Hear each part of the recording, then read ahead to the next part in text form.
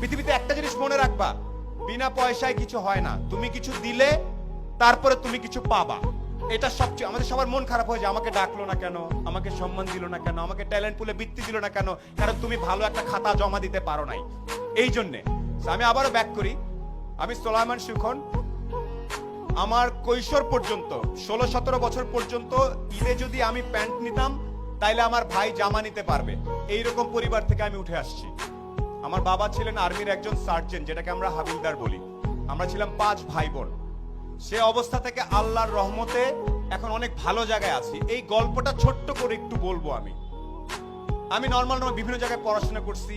গাড়ির seat belt কেমনে বাঁধতে হয় সেটা আমি আসলে 18 বছর পর্যন্ত জানতাম না। গাড়ির সিট বেল্ট এদিক থেকে টাই নাই না এদিকে বাঁধতে আমি জানতাম না।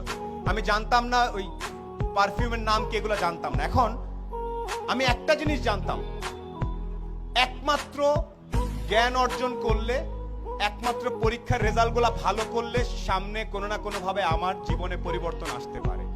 এখানে পরীক্ষার রেজাল্ট ভালো কার কার আমি আওয়াজ শুনতে চাই। 13 থেকে 19 আওয়াজ শুনতে চাই ভালো ছাত্রছাত্রীদের।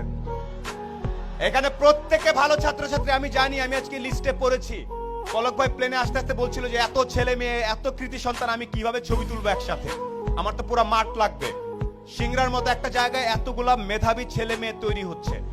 একটা সাজেশন তোমাদের সবার প্রতি, যারা তরুণ, এখানে যখনই চিন্তা করবা, এনি টাইম তোমার বয়স 14, তুমি একভাবে চিন্তা করবা যে আমি, আমার বয়স 14, নিউ ইয়র্কের একটা 14 বছর, আমেরিকার একটা 14 বছরের ছেলের সাথে যদি আমি 1 ঘন্টা কথা বলি, ও জিতবে নাকি আমি জিতবো। এই স্টাইলে যদি যেতে পারো তাইলে তুমি একটা কিছু হওয়ার চান্স থাকে। না, অনেক আগে বলতে পারবো না ভাই, কেন আমেরিকার ছেলেটা কি দেখে, ও যা দেখে তুমিও তাই দেখো। ইন্টারনেট আছে না, আমি তোমাদের শেখ কামাল ডিজিটাল ল্যাব দেখে আসছি। আমি জানি এই আমতলা ইন্টারনেটের কারণে ছেলে পেলে এসে বসে বসে কাজ করে, আমি জানি এটা। আমেরিকার ছেলেটা যে ইন্টারনেট ইউজ করতেছে, তুমি একই ইন্টারনেট ইউজ করতেছো না? কে কে আওয়াজ? না ভাইয়া, আমি তো ইন্টারনেটে খালি গান দেখি আর একটু ফেসবুক করি, তাইলে হবে না। আবার একটু বলি কিছু কিছু বেসিক জিনিস।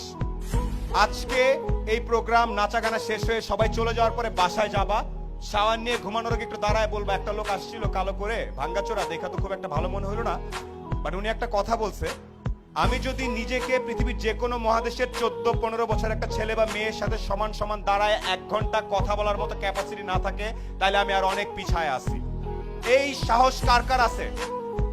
আমেরিকার একটা ছেলের সাথে 1 ঘন্টা, আয় বাবা তোর সাথে আলাপ করি, আয় তোর একটু চলন বিলের স্টাইল শিখায়, আয়, এটা কে কে করতে পারবে?